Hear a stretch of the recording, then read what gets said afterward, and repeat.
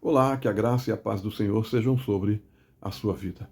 Imagine o seguinte cenário: Jerusalém, a cidade de Davi, escolhida pelo Senhor, mas agora cercada pelas tropas de Nabucodonosor.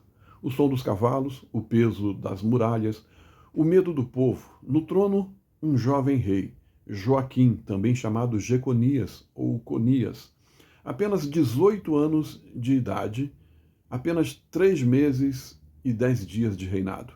Mas sua breve história se tornaria um marco no fim da monarquia de Judá. Sua origem e ascensão.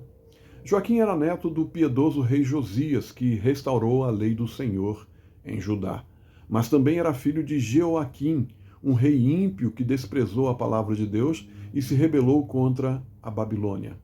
Quando Jeoaquim morreu em meio ao cerco, Joaquim herdou o trono e, junto com ele, a crise, o medo e o juízo divino anunciado pelos profetas.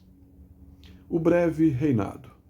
Segundo o livro de Reis, segundo Reis, capítulo 24, Joaquim governou apenas 3 meses e 10 dias, no ano de 597 a.C.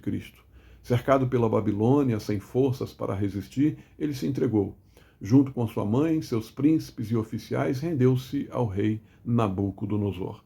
E assim a cidade foi poupada por um tempo, mas os melhores homens foram levados cativos, guerreiros, artesãos, nobres, a elite de Jerusalém. O templo foi saqueado e os tesouros da casa do Senhor levados para a Babilônia.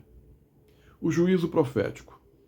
O profeta Jeremias já havia anunciado: ainda que Conias fosse como um anel de selar na mão direita de Deus, seria arrancado. E mais, nenhum de sua descendência prosperaria, nem se assentaria no trono de Davi, em Judá. Jeremias capítulo 22, versos 24 ao 30. A palavra se cumpriu, Joaquim foi levado preso e em seu lugar Nabucodonosor colocou Zedequias, seu tio, como rei fantoche em Jerusalém. O cativeiro e a graça. Joaquim permaneceu muitos anos no exílio, 37 anos de prisão em Babilônia. Parecia esquecido, derrotado, apagado da história. Mas em 561 a.C., um novo rei subiu ao trono da Babilônia, Evil-Merodach, e surpreendentemente libertou Joaquim da prisão. Deu-lhe roupas de honra, lugar de destaque à mesa e provisão diária. Aquele que havia sido humilhado agora desfrutava da graça inesperada. A semente messiânica. Aqui está o detalhe mais impactante. Embora Deus tenha dito que nenhum descendente direto de Joaquim se assentaria no trono de Judá, o seu nome aparece na genealogia de Jesus Cristo, em Mateus capítulo 1. Isso mostra que a promessa feita a Davi não se perdeu. O trono terreno terminou, mas a esperança messiânica permaneceu. A linhagem de Jeconias encontrou sua plenitude não em um pai terreno, mas em Jesus, o filho de Davi, o Rei eterno. Lições práticas que extraímos dessa história. As escolhas do pai influenciam os filhos. Joaquim sofreu parte do peso do pecado de seu pai Joaquim.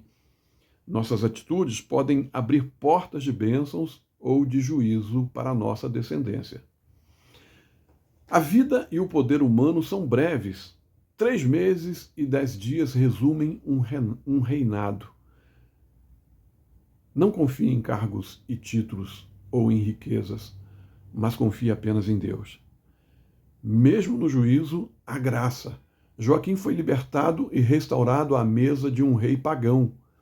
Deus pode usar até os lugares de exílio para revelar a sua misericórdia. Cristo é o cumprimento da promessa. Ainda que o trono de Judá tenha sido derrubado, em Cristo temos um Rei eterno. A nossa esperança não está em homens, mas no governo do Messias. E para concluir, a Bíblia nos mostra que há esperança no meio da ruína. A história de Joaquim é a história do fim de uma era. O último descendente de Davi a se assentar no trono de Jerusalém antes do exílio. Um reinado breve, marcado por derrota e vergonha, mas também uma história de esperança, porque até mesmo no cativeiro a graça de Deus brilhou. E através da sua linhagem veio o Rei dos Reis, Jesus Cristo. Isso nos ensina que mesmo quando tudo parece perdido, Deus está escrevendo uma história maior. O trono de Davi pode ter caído, mas o reino de Cristo jamais terá fim. Que Deus te abençoe.